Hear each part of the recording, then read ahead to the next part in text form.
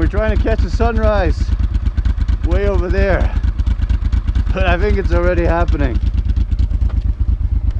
Let's go.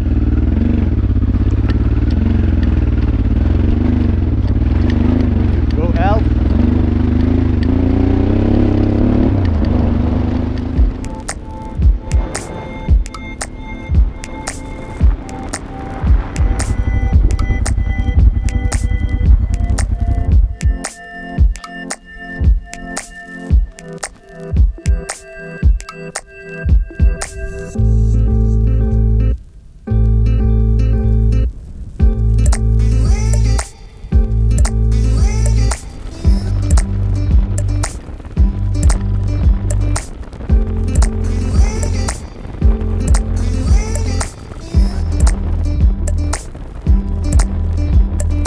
My very trusty LS2 helmet lost the screw again, so everything is loose.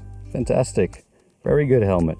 So I need to go find one that fits there in bloody San Pedro, right? A few other things, and then later in the day I should be good to go. So yesterday at the geyser on the road, found a pair of leggings. Need a bit of cleaning, they're good to go.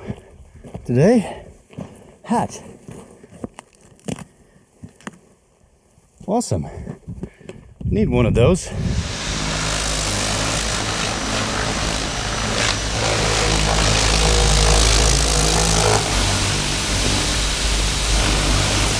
Gotta get all the salt off, otherwise it will just eat the whole bike.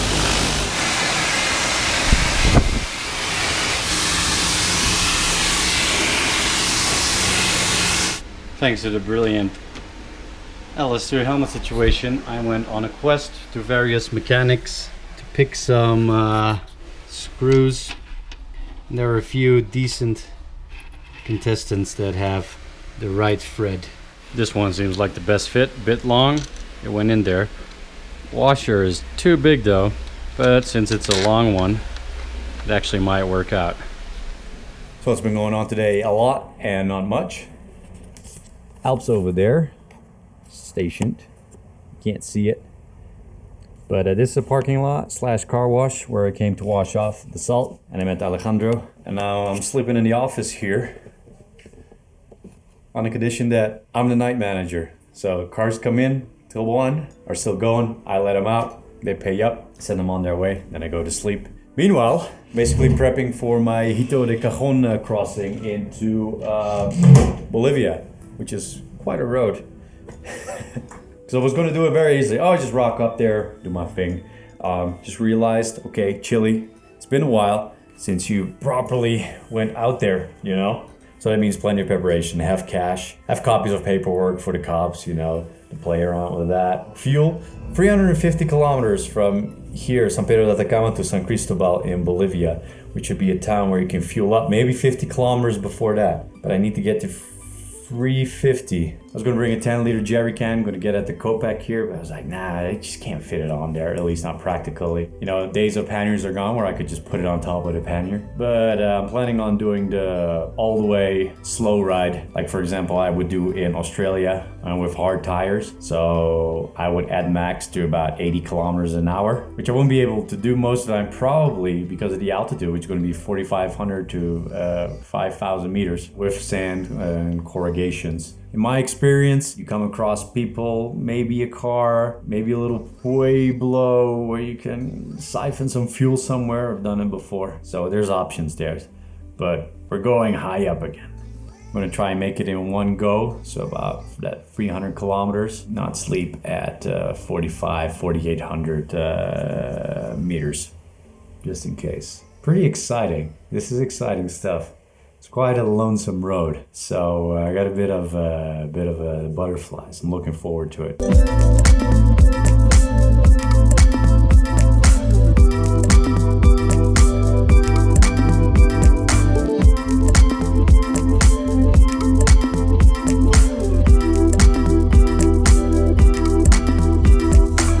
So this night I played nightman at Alejandro's car wash, where I slept in his office. And in the night I had to wake up a few times to open up the gate for people to get their parked cars. And then in the morning I just kept repeating in my head when I was just in this half slumber, Hito cajon. Yesterday I was realizing how much I actually still had to prepare, and I've been very at ease, time in Chile, New Zealand. Now you go to some very different kind of country with a different kind of environment, a lot more demanding. So I was like, okay, let's step back. And I decided not to leave this morning yet because I want to hit that border really early. Sleep one last night at about 3,500 meters in a tent, just to get that little bit of extra altitude acclimatization in. Get through border early because it's about a 350 kilometer ride, but from Mongolian-like landscapes, I think what I can expect up there. And it's going to be tough. There's going to be soft sand. There's going to be probably some crazy corrugations with beautiful environment that I'll want to stop, which will take time to tackle. It's like Mongolia. I've done it before, but here is the added altitude. And that Ruta de los Lagos, it's, I think, one of the smallest border crossing from Chile into Bolivia. Not that many people end up through there, I think.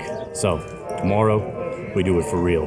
But in spite of all the things that I said, it's actually a quite nice little town. When I got here, I was just so super stoked about all the freedom that I had again, and this tire I had on the back that could take me anywhere, and then all the things that I had to take care of and to prepare for the trip, and figuring out better where exactly to go, and deciding, look, I don't want to do these little trips anymore. I just want to ride linear again to my destination.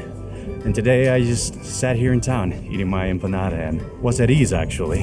And in these moments, then I understand the charm, what's cool about these little towns. There's a reason they attract all these tourists. But when I get there first on a motorcycle, I always feel a bit on edge because it's different. And in the beginning, I never really know what to do with it. So because of that ruptured tube situation, I didn't explore the southern part of this region like I wanted to, which in the end was a blessing in disguise, because the way I've been ripping it up with Alp now, I can trust the bike, that it will stay well, which is awesome. So I'm actually happy that happened. But then with that whole trip to Calama and then later all these other little trips, they add up with every full tank. And I looked at my account yesterday and was like, oof, there's just too much to see. And that in itself sometimes can be a bit frustrating, and it pulls you in all directions. So you're like, screw it, let's just focus on getting somewhere, having a mission, and just heading out that way and start a new chapter. This is going to be Bolivia. I'm feeling it.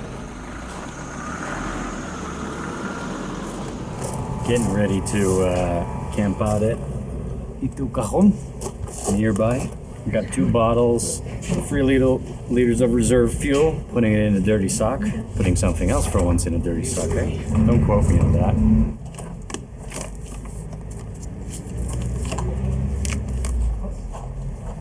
Sí, poco. Tengo que comer más pan. No, muy bien. Va a llegar la pitilla. Oye, qué bien. Cuídate. Ahí viene, buen viaje. Sigue recorriendo. Good luck. Y cuidado con los franceses. O el brasileño que nos cagó. Oh, peor. Vaya bien. No. Buen viaje.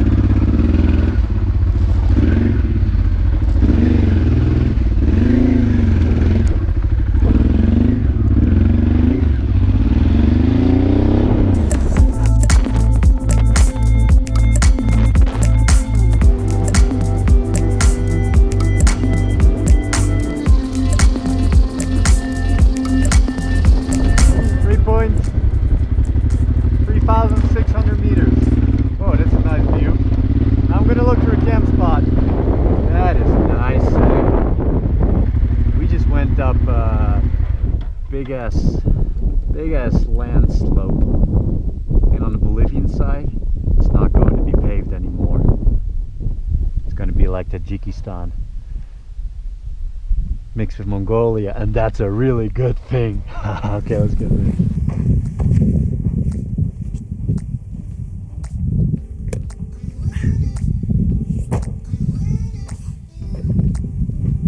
Actually came up here quite quick.